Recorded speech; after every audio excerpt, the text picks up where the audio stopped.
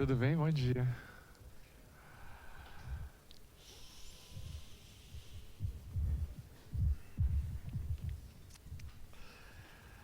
Reconciliação com os adversários. Reconciliai-vos o mais depressa possível com o vosso adversário, enquanto estais a caminho com ele, para que ele não vos entregue ao juiz, o juiz não vos entregue ao ministro da justiça e não sejais metido em prisão. Digo-vos em verdade que daí não saireis, enquanto não houverdes pago o último ceitil.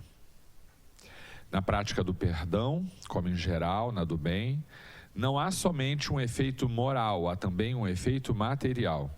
A morte, como sabemos, não nos livra dos nossos inimigos.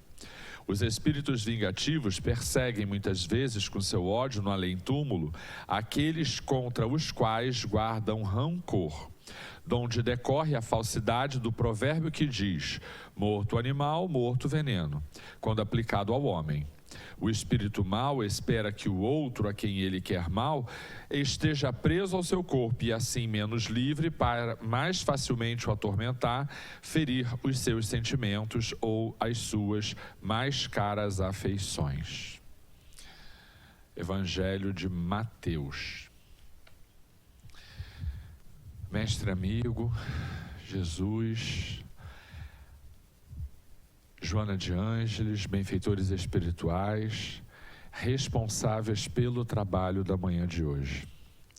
Agradecemos a vocês pela oportunidade de estarmos aqui reunidos, em congraçamento, em busca da nossa melhoria, do nosso equilíbrio e da nossa paz. Agradecemos ainda toda a assistência que é dada todos os dias às nossas famílias, em especial aos nossos filhos. E pedimos a tua proteção para que eles vivam apenas aquilo que seja indispensável às suas jornadas evolutivas, mas que eles estejam amparados, socorridos nas suas necessidades espirituais e materiais. Que as nossas famílias sejam um núcleo de equilíbrio e de harmonia, e que tu permitas que sejamos lá fora o exemplo que tu esperas de nós, instrumentos da tua vontade, para que a nossa jornada seja sempre de êxito. Que assim seja. Assim seja. Oi, gente, sejam bem-vindos mais uma vez. Tem gente que está chegando hoje? Não, né? Opa! Tô vendo. Ih, tem gente nova, é verdade. Você também é nova? Jura? Já achava que já te conhecia, menina. Vai que conheço, né? Vai que conhece. E o povo lá atrás, quem mais? Deixa eu ver, levanta o dedinho de novo, o povo lá de trás. Isso, família, sejam bem-vindos. O miúdo de vocês tem quantos anos? Ai, neto? 3 anos, que bom, sejam bem-vindos. E você veio com o miúdo? Ixi, está naquela fase, né, meu Deus? Graças a Deus, Deus te ilumine, tá, vó? Muita força. Só Jesus, né?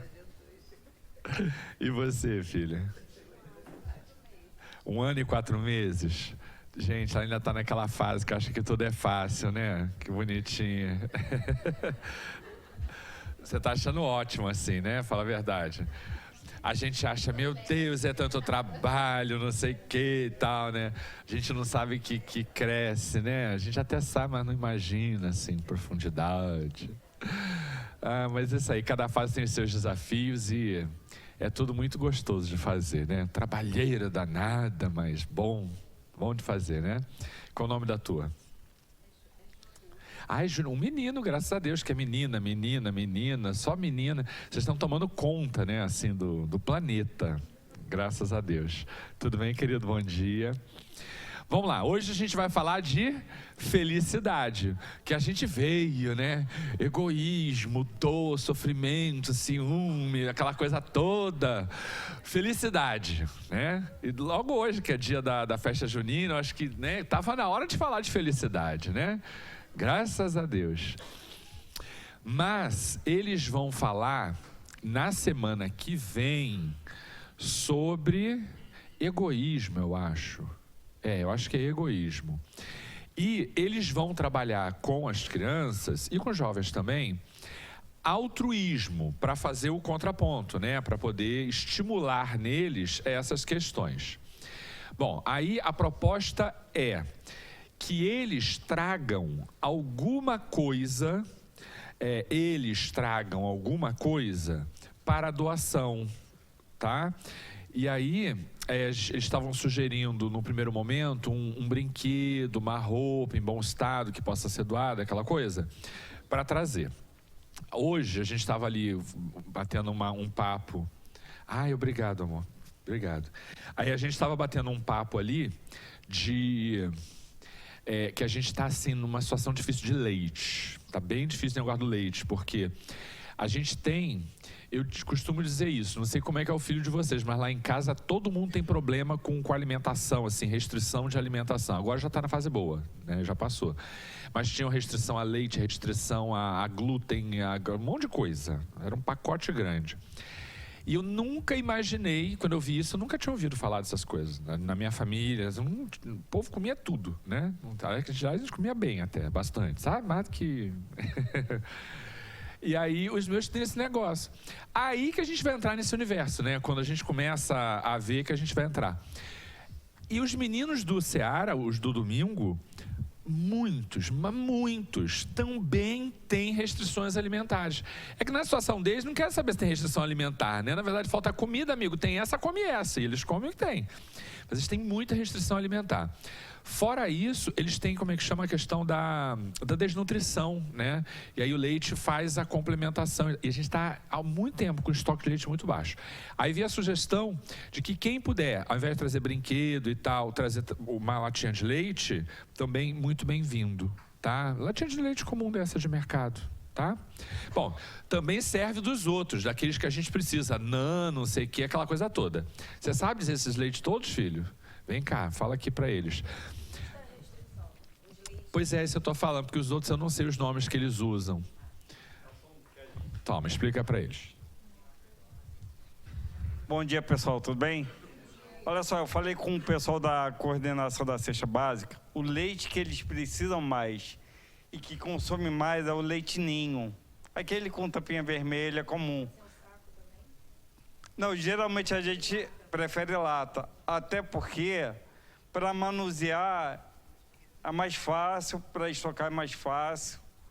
E quem puder também trazer roupa usada em bom estado, brinquedo usado em bom estado, porque às vezes a criança de domingo ela se suja e a gente é obrigado a limpar ela e colocar uma roupa nova, entendeu? Uma outra roupa. E a roupa suja a gente coloca num saquinho e entrega para a mãe. Aí a gente vê, todo domingo está precisando de roupa. Principalmente para os menores. Porque são os que se sujam mais. Tá? Aí quem puder trazer essas coisas, a gente agradece muito. Obrigado. Tá. Olá. Aqui, aperta.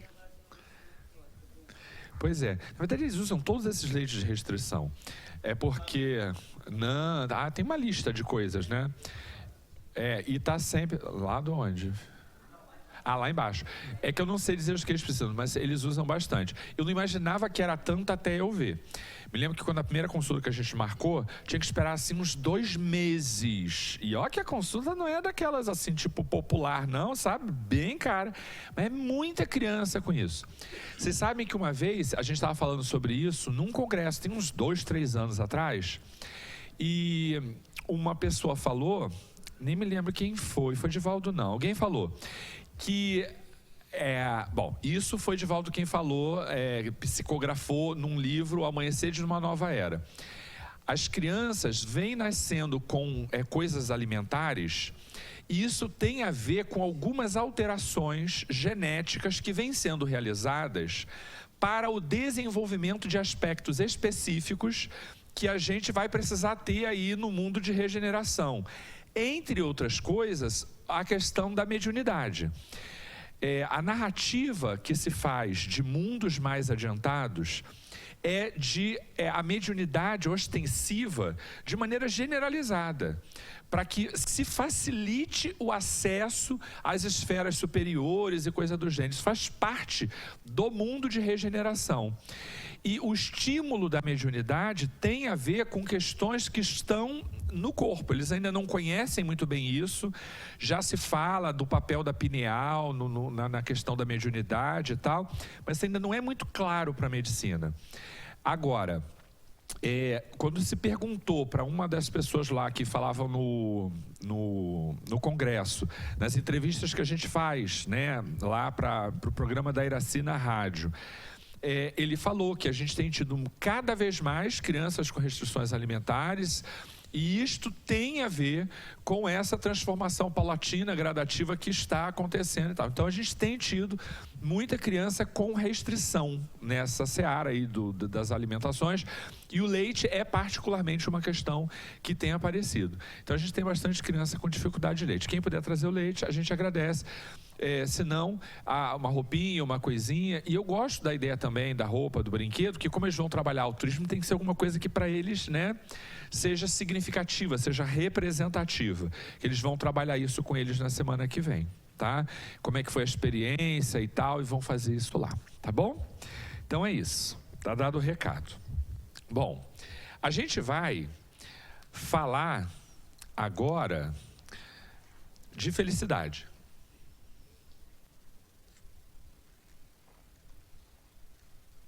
Que é, coincidentemente, o tema do Congresso, né? O Congresso esse ano fala de felicidade. A gente tem que olhar a felicidade sob perspectivas diferentes para as idades, porque quando menores, a felicidade é um negócio assim muito oscilante, né? Aliás, eles ainda têm uma confusão muito grande entre felicidade e aquela satisfação, né, ligada ao aspecto da sensação. Então, se ele ganha um presente, ele fica super feliz. Aí daqui a meia hora não querem dar o, sei lá o que ele quer comer, aí ele já fica triste. Mas isso não é felicidade, né? A felicidade não está vinculada à satisfação das necessidades físicas, fisiológicas ou emocionais. Mas para a criança, eles ainda fazem uma associação muito grande entre uma coisa e a outra. Então, é muito importante que a gente, porque a gente quer ver que eles fiquem bem, né? A gente trabalha muito em todos os sentidos para que eles fiquem bem.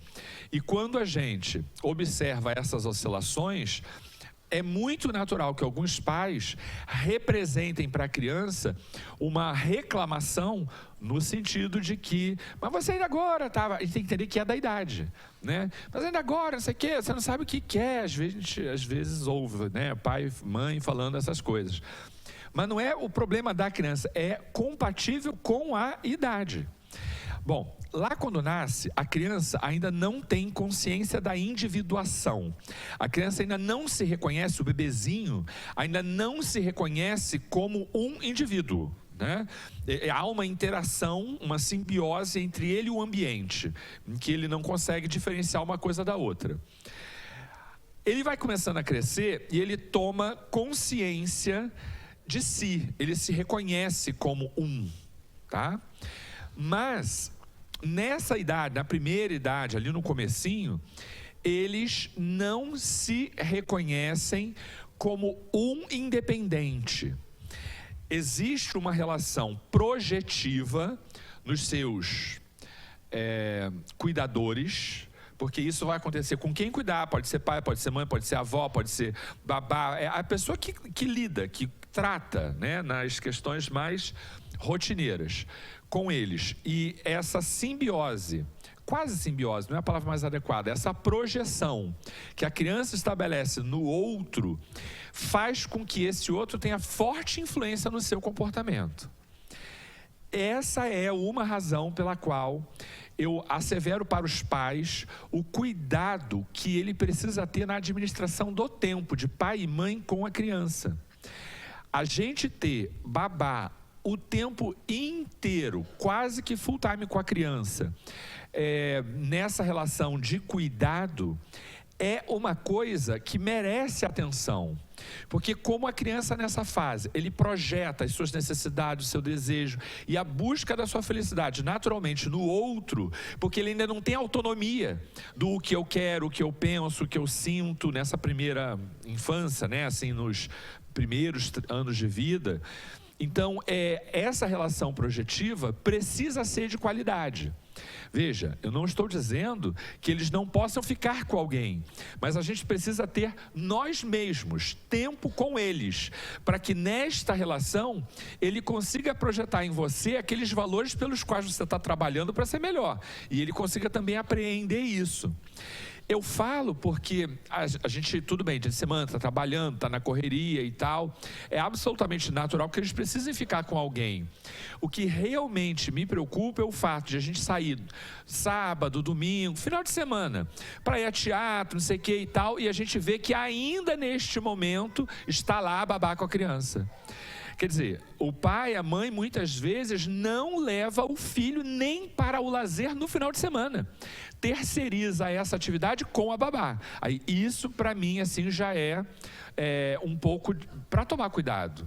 Porque se no momento em que ele se diverte, no momento em que, enfim, toda a sua rotina é projetada com terceirizado, a gente sabe, às vezes, da qualificação da pessoa.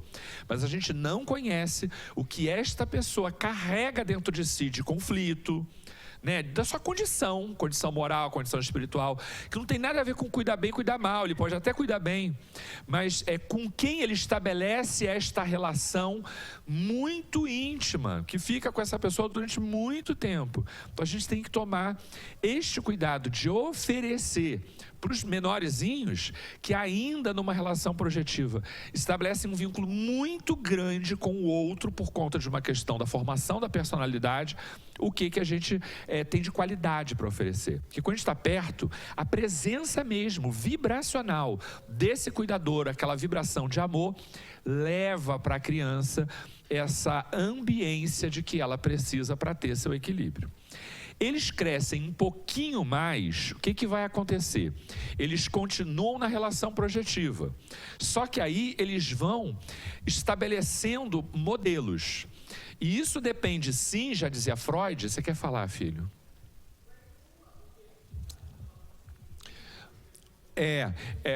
Eu sei, ele está perguntando sobre a questão das idades. Vamos tentar esclarecer um pouquinho, mas a gente tem que botar uns intervalos mais ou menos assim, não exatos, tá?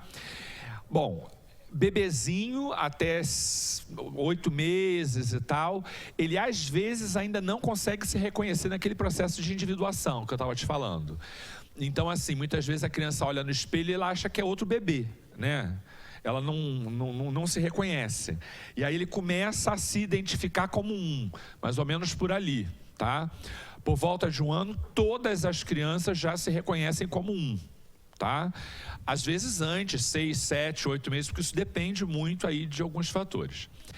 Aí, daí de 1 ano, eu diria até uns 3, 4, é esta fase em que ele já se reconhece como mas o seu desejo é muito, muito, muito facilmente manipulado com alguém que tem habilidade de trabalhar com isso.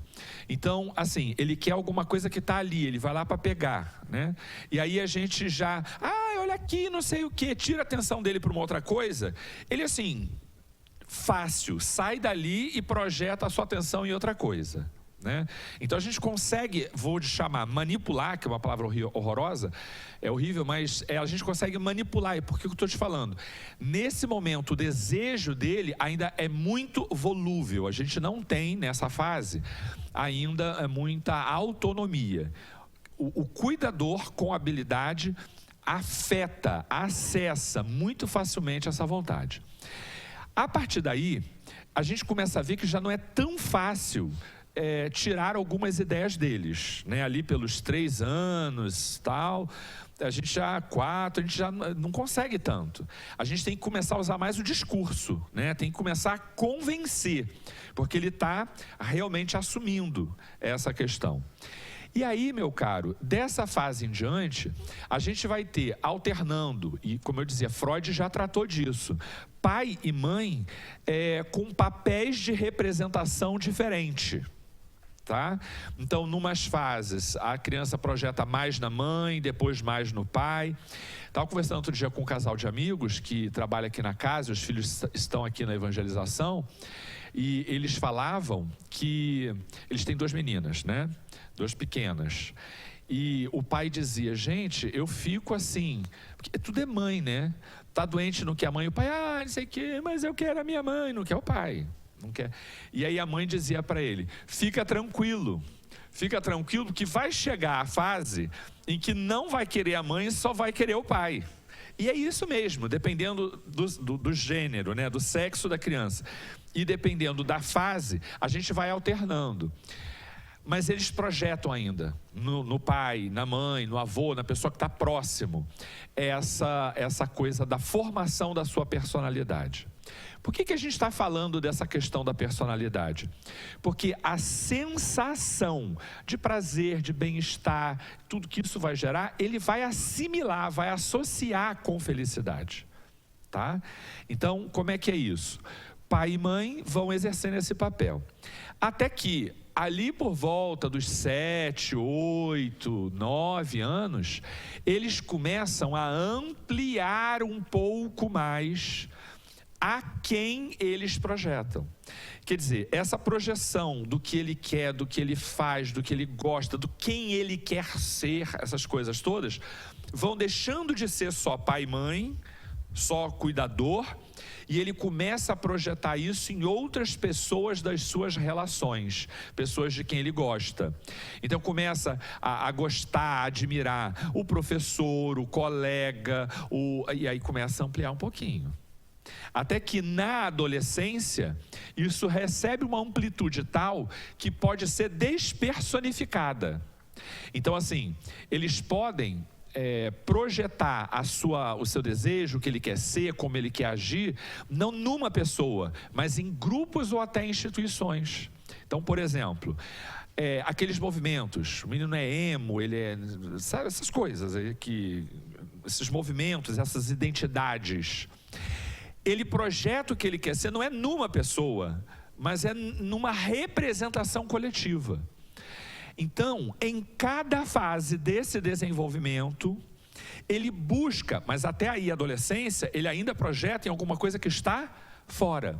Não adianta que uma criança de 10 anos, dificilmente ele vai ter, eu sei o que eu quero ser, eu sei o que eu desejo, então ninguém me influencia. Isso não existe. Ele busca fora dele, fora, onde ele vai encontrar esses modelos. Aí, aonde eu cheguei até aqui? Que até a adolescência, ele busca fora dele a maneira como ele se representa no mundo. É por isso que a gente precisa ter bons modelos. Porque se a gente não tiver bons modelos, ele não vai ter para onde projetar com qualidade essa representação da sua constituição de personalidade.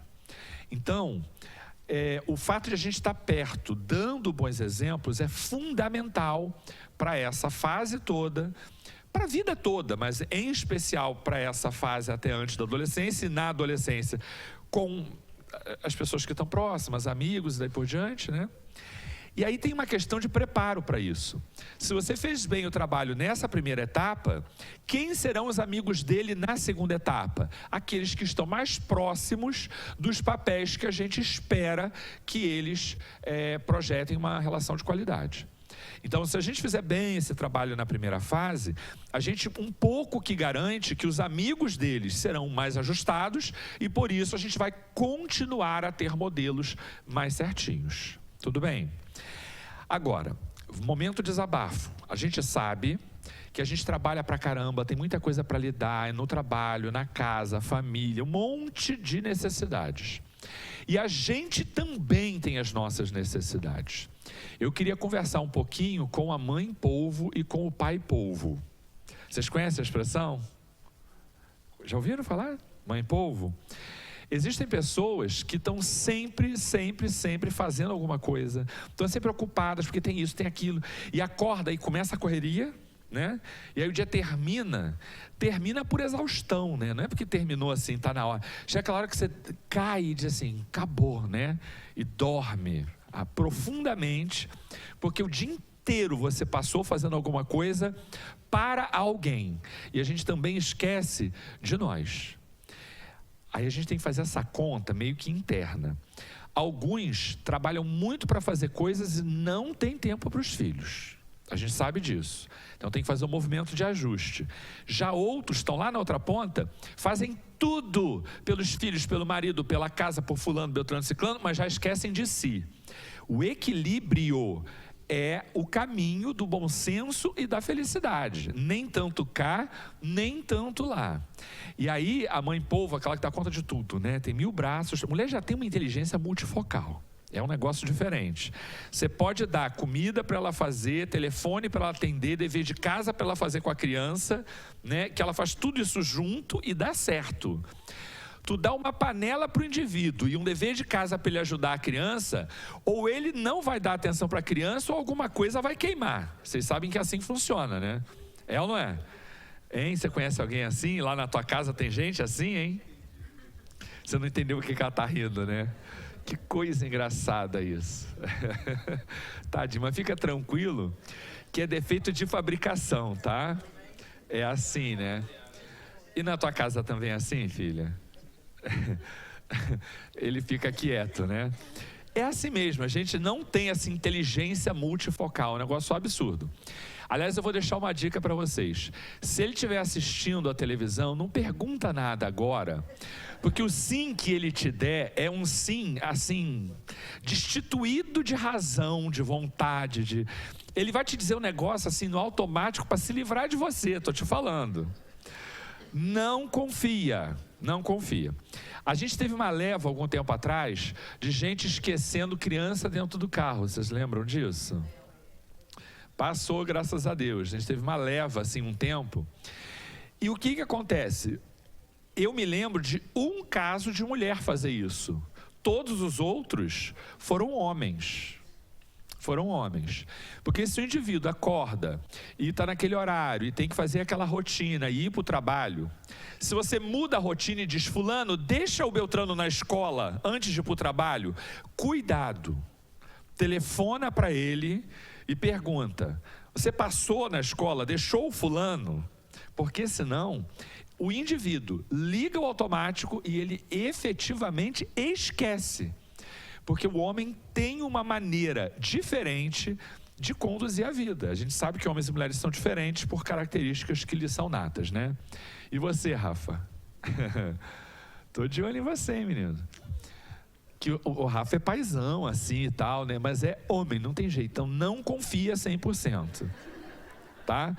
Ouviu, né, Jennifer? Onde está Jennifer? Hoje não veio. Então, Jennifer, minha filha, recebe aí o recado, cuidado com o Rafa. Mas isso é isso, tá? A gente tem que ter realmente esse cuidado. Vamos buscar esse equilíbrio de a gente também ter tempo para nós, para o nosso lazer, para investir no nosso relacionamento, né? Analisa aí se esse relacionamento não está meio largadinho, sabe? Eu aconselho que, assim, a cada 15 dias, vamos botar 15 dias, né? A cada 15 dias a gente tem que ter um momento do casal. É o dia de largar a criança com a avó, né? Hein? Tem deixado a criança com a avó? Uma penca de criança. Quando tem uma penca de criança, a gente precisa de uma penca de parente, né? Mas que penca é essa? Fala pra mim, são 3, né? 3. Também, amigo, não me espanta de você esquecer as coisas. Com 3, né? Tadinho, só faz trabalhar e fazer filho, né? Uma coisa horrorosa. Mas parou, né, filho? Parou, né? Se multiplicar-vos já acabou, né? Eu vou dar 2 encarnações sem. 2 sem para poder dar um descanso, né? Dar recuperação. 2 até parece, daqui a pouco eles estão crescendo, já vai pensar, seria tão bom, né, que tiver a cara dele. Então, bom, vamos lá.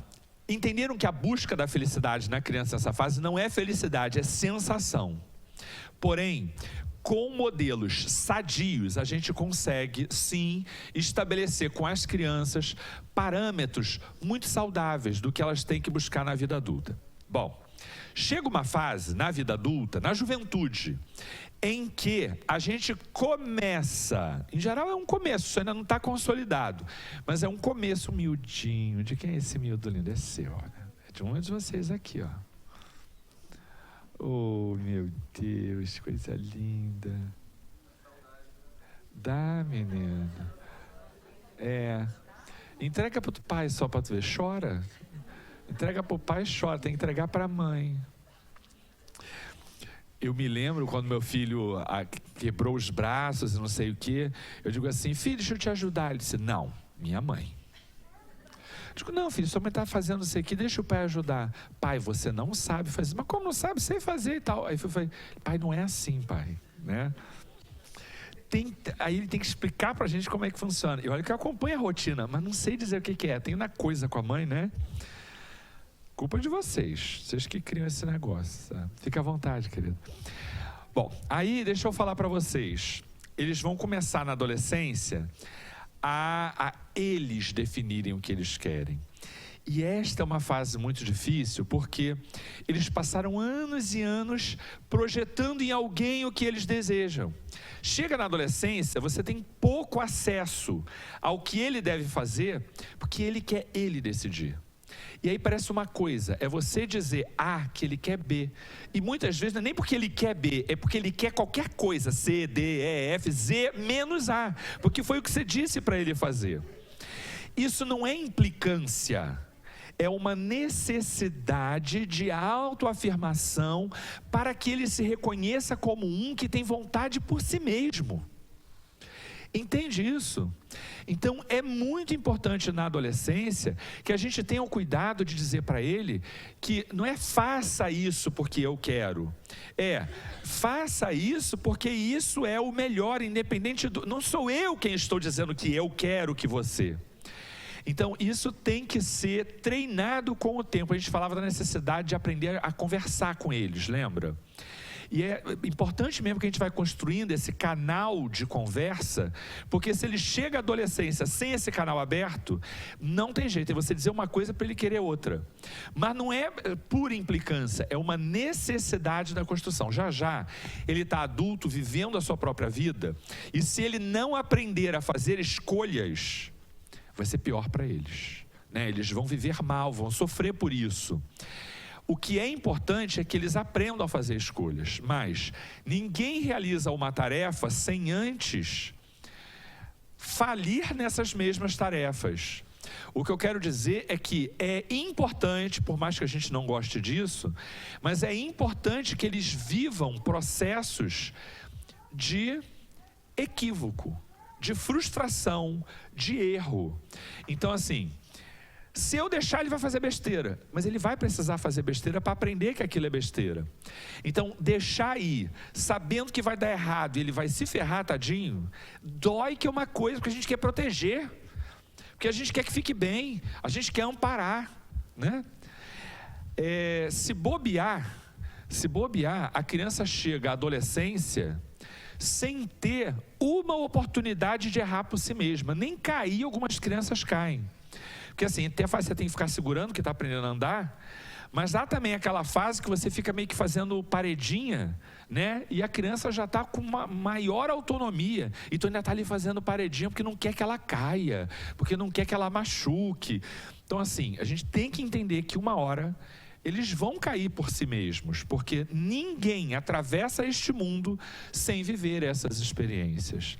Então, às vezes, a gente precisa olhar até que ponto vale a pena deixar fazer errado para ver que deu errado e dizer, olha, viu, eu avisei para você e tal, porque eu conheço, eu já passei por isso e deu errado. Eu queria que você visse que deu errado, para a gente poder mostrar que quando eu disser, ouve o papai aqui, ouve a mamãe, porque não é porque eu quero ou porque eu acho, é porque a gente passou um pouquinho antes por essas mesmas fases e sabe como é que funciona. Você tem autonomia para escolher. Então, se você quiser fazer, você vai fazer tal coisa. Mas olha aqui como é que termina, viu? Então é isso que você precisa ver para você escolher. Eu digo muito para os meus filhos uma frase que eu quero que eles internalizem. Eu digo assim: meu filho, você é um espírito com livre arbítrio. Determinadas coisas não. Determinadas coisas, o seu livre-arbítrio está caçado, tá, meu amor? Porque isso não é livre-arbítrio, isso daqui é perigo, então fica quieto, faz o que eu estou falando. Mas você é um espírito imortal. E a gente está te preparando para que você tenha essa autonomia. Um dia você será adulto e você fará sozinho as suas escolhas. Até lá, a gente está te preparando para ter essa autonomia. Mas você é uma pessoa livre. Sabe o que acontece de ruim? Por isso que eu tenho dificuldade às vezes de estabelecer essas fases, porque a gente tem visto hoje isso adiantar muito. Cada vez mais cedo essas coisas vêm acontecendo. E às vezes, está fora da curva, fora da média ali, mas às vezes isso é muito acentuado. Por exemplo, às vezes a gente vê crianças de 4, 5 anos que estariam saindo ali daquela segunda fase para a terceira, fora bebê, né? A segunda para a terceira, a gente já vê crianças com uma dificuldade tão grande de aceitar a orientação do outro, que ao que parece, ele já está quase numa adolescência, pelo comportamento, né? Esta fase dos 4, 5, ele muitas vezes se comportam ali como a gente se comportava, nós da nossa geração, lá na nossa adolescência.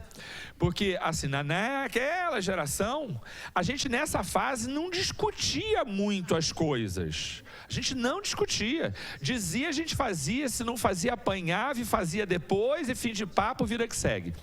Então tem uma coisa meio adolescência ali pelos 4, 5 anos, mas que não é adolescência, né? Então a gente tem que ter sempre cautela, assim, está adiantando determinada fase, mas tem 4, 5 anos. Então não adianta querer dar aquela autonomia relativa do jovem para o 4, 5, porque se chegar lá a adolescência verdadeira, né, com essa autonomia antecipadamente concedida, vai dar errado. Vai dar errado. Então tem que ter consciência de que cada fase tem uma característica e eles vão mudando. O nosso olhar de muita atenção sobre essas questões vai nos levar a perceber que a gente precisa mudar as nossas estratégias, porque a felicidade deles depende de equilíbrio, e é desse equilíbrio que a gente está falando que a gente precisa buscar. Então vamos pensar assim: quando a criatura estiver insistentemente causando um determinado problema por alguma questão, a gente tem que sentar, e se tiver pai e mãe em parceria, melhor ainda, tem que sentar para poder discutir isso. Olha, tenho percebido tal coisa. Lá em casa, quando eles dormem ou estão na escola e a gente está junto, é momento da gente dar aquela conversada, né? Porque certas coisas não podem ser conversadas com eles. Então a gente dá uma conversada. E nesses dias eu estava falando para minha mulher: olha, enfim, a gente viu lá uma experiência, estava contando, dizendo que eu queria que eles fizessem e tal, e um aceitou de um jeito, o outro lidou de outro com o mesmo comando, né? E aí eu dizia para minha mulher: você percebeu como é que a miúda lá já representa diante desses contextos, né, de limite, diferente do que o Pedro fazia? Olha como é que ela faz diferente e tal. E a gente vai mesmo traçando estratégias juntos, compartilhadas, combinadas, para que a gente possa estar fazendo a mesma coisa, que é outra coisa, né, complicada. Porque quando a gente não tem pai e mãe assim, com uma parceria muito afinada, porque pode acontecer, duas orientações diferentes dificulta o processo. Dificulta, né? Porque aí a criança percebe que dá para jogar com um, jogar com o outro, e aí eles se aproveitam disso. Eles sabem fazer isso, não tenham dúvida de que sabem fazer. Bom, o que a gente quer dizer é que para as crianças, a felicidade real, é aquela em que eles têm equilíbrio. E o equilíbrio depende que a gente seja atento para fazer essas orientações. O Evangelho segundo o Espiritismo tem um texto que se chama A Desgraça Real.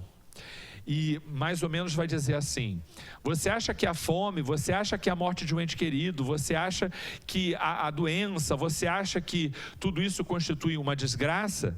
Na verdade, existem coisas que a gente vive para um objetivo maior e melhor. Não olhe para o meio, olhe para o fim.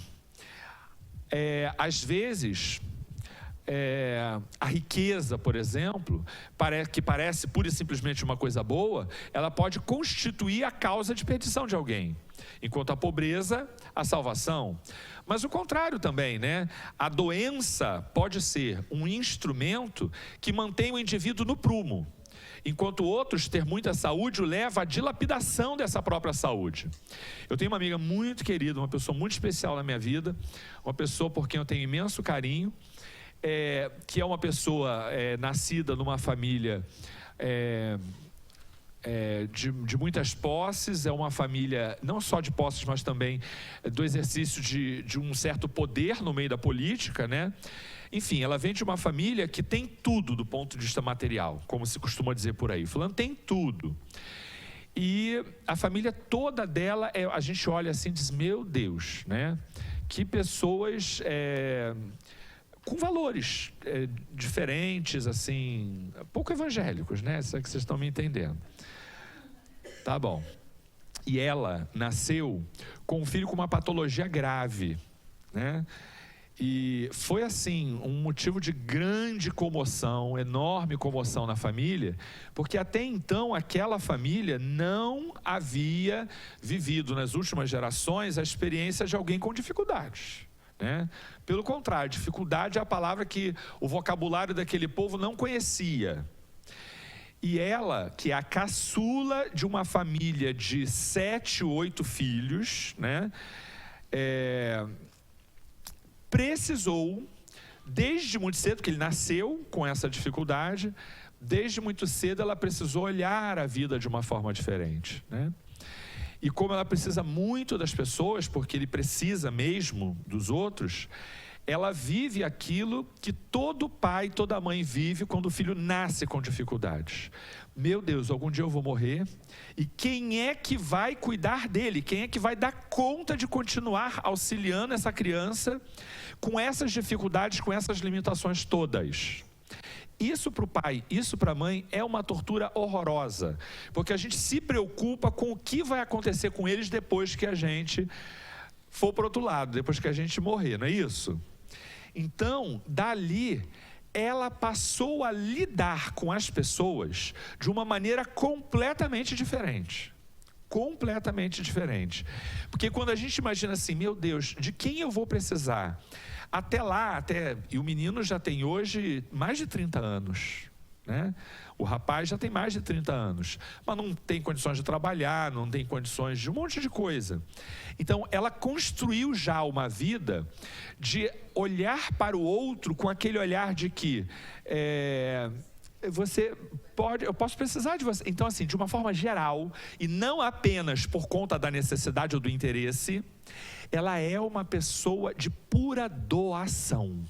De pura doação.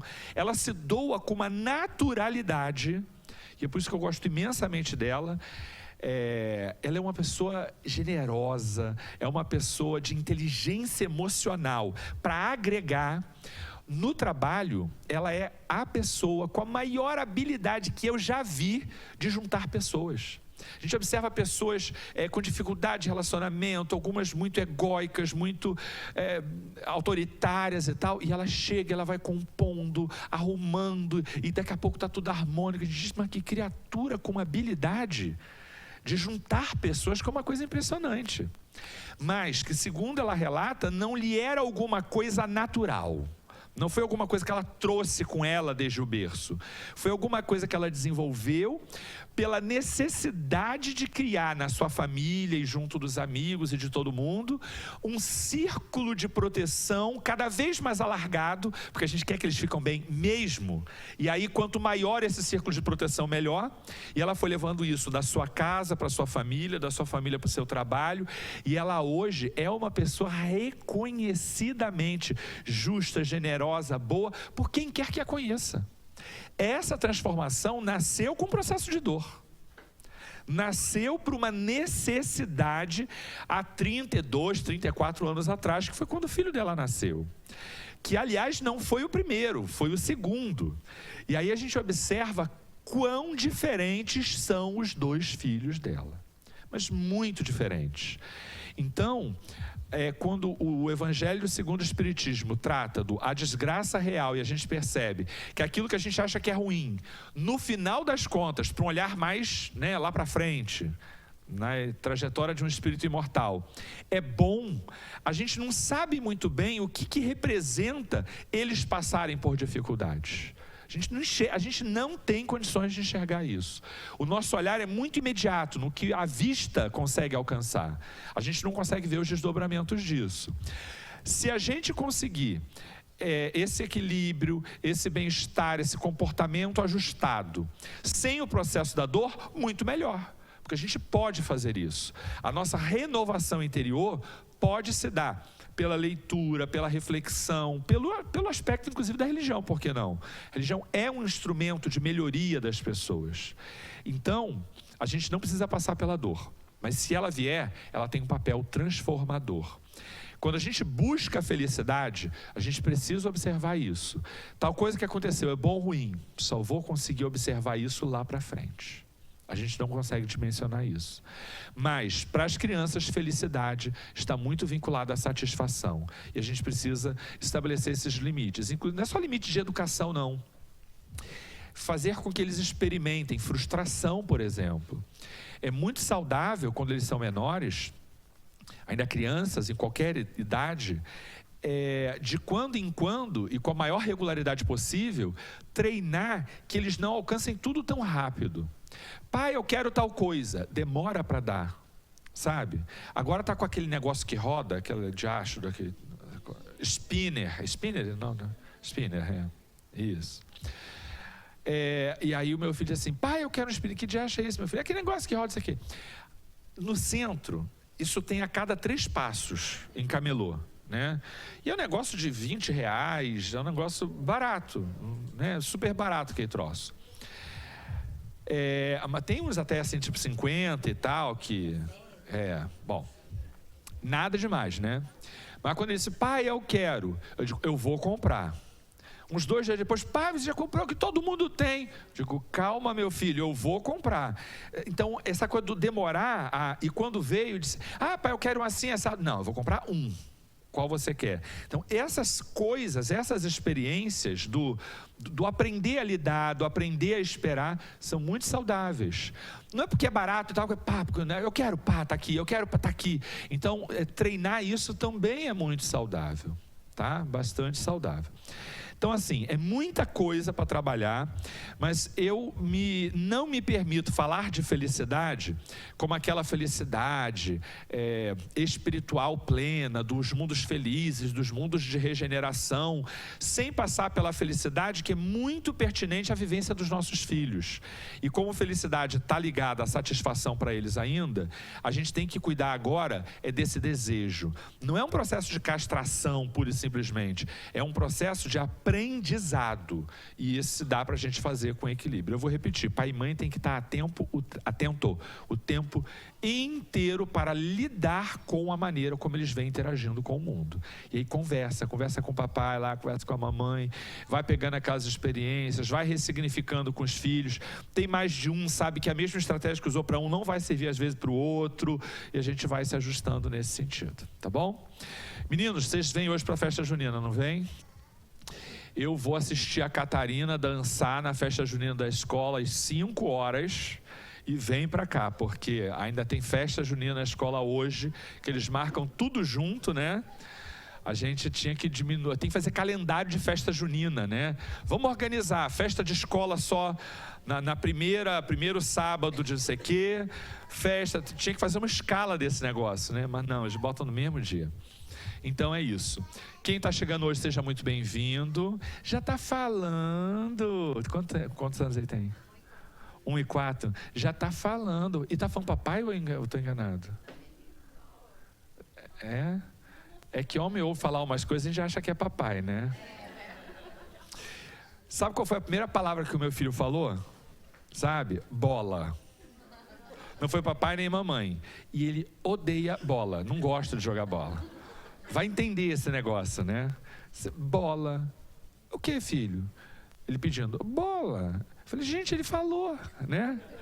Mas não falou papai. Aí eu falei, ele falou, ela falou o quê? De papai. Aí ela, não, tô brincando, ele falou bola. Porque a gente mente para botar aquela inveja, né? Assim, mente aí, falou bola. Bola? Falei bola. Ih, meu Deus, já vi que vai gostar de bola. Nada, nem gosta. Nem gosta. Quem quer fazer prece? Ninguém quer fazer prece? Prece da Bônus Hora, hein, gente? Vocês conhecem Bônus Hora? Tá cheio de Bônus Hora? Eu tô brincando. Olha embaixo da carteira que tem um papelzinho, cadeira, grudado. Você quem vai fazer a prece, olha aí.